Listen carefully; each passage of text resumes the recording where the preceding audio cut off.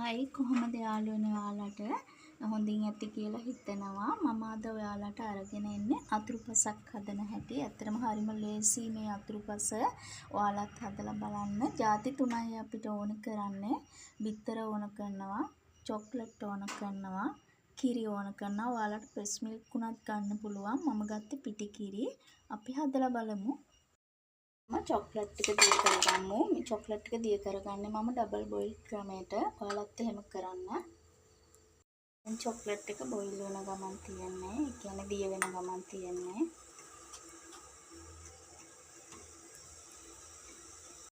දිය වෙලා තියන්නේ අපි එක පැත්තකින් තියාගමු. අපි මේ චොක්ලට් වලට මේ කිරි ටිකින් ටික දාගමු.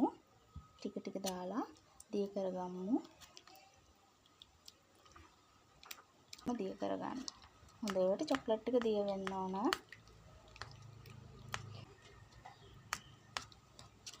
මේ විදිහට හොඳට දිය කරගන්න.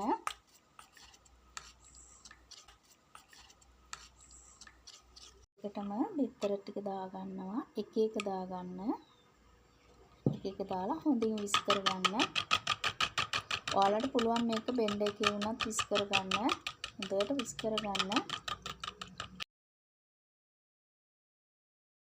තෙල් හරි බටර් හරි ඇස්ට්‍රා හරි මොනවා හරි ද්‍රාවණයක් ගා ගන්න.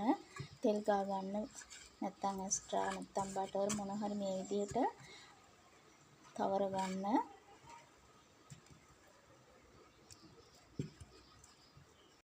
පුඩින් එක හදන භාජනයට දාගමු. පෙරන්න ඕනේ මේ විදිහට දාගන්න. පෙරන්න අවස්ථාවක් නැහැ.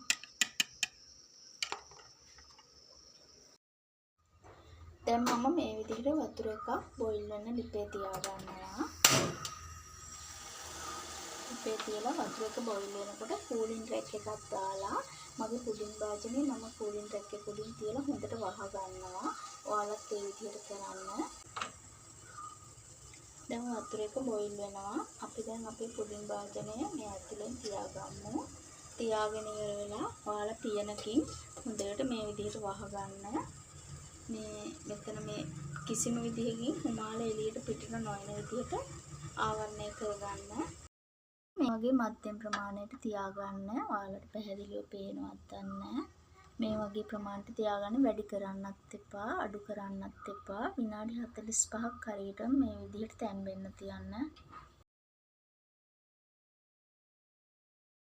හරිමු නිවෙන්න ඇරලා රස්නේ පිට අනිත් පැත්ත හරව ගන්න එපා. කැඩෙන්න පුළුවන්. ඒක නිසා අපි මේක නිවෙන්න තියමු. නිවෙන්න තියලා නිවුණාට පස්සේ අපි අනිත් පැත්ත හරවගෙන බලමු. මේ මම ඉස්සෙල්ලා කෑල්ලක් කාලා ඔයාලට පෙන්වන එක වීඩියෝ වෙලා නැහැ. මම ආයි කෑල්ලක් කාලා පෙන්වන්නම්. ඇත්තටම රසයි. ගොඩක් සීනි අඩුවෙන් තමයි මම නම් හදාගත්තේ. පැණි රස අඩුවෙන්. ඔයාලට මේක ලේසියෙන් පුළුවන් තරම් ඉක්මනින් හදා ගන්න පුළුවන්. ඔයාලත් මේක හදන්න. ඉතාලම අඩු වියදමක් යන්නේ, ලොකු වියදමක් යන්නේත් නැහැ. ඇත්තමයි මේ හරිම රසයි. හදලා බලන්න. මේ හරි ඉක්මනට හදා ගන්නත් පුළුවන්. හදලා බලලා කමෙන්ට් එකකින් මට රස කියන්න. ලයික් කරන්න, කමෙන්ට් කරන්න, ෂෙයා කරන්න මගේ වීඩියෝ බලන ඔයාලා හැමෝටම තෙරුවන් සරණයි. ආයි වීඩියෝ එකකින් අපි හමු වෙමු.